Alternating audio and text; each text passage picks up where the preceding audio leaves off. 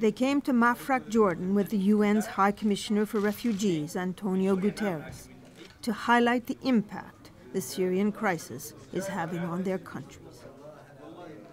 Ministers from Jordan, Lebanon, Iraq, Turkey, and Egypt, all host countries that have taken in hundreds of thousands of Syrian refugees.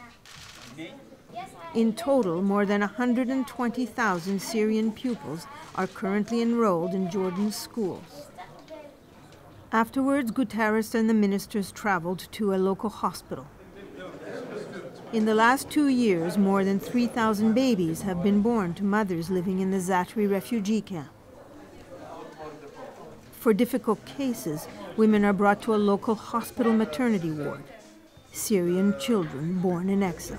It is a must for the international community to give massive support to Jordan, to Lebanon, to the other countries, in order to allow them to cope with this challenge. This hospital has as many Syrians as Jordanians.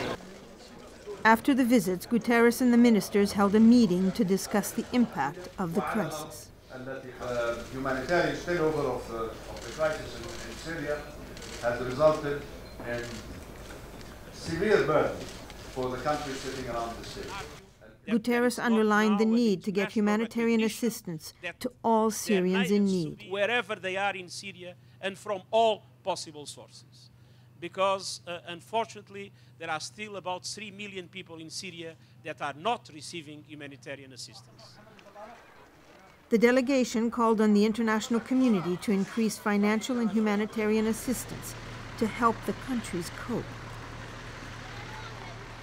To date, only 25% of the financial assistance requested from donor countries for this year has materialized.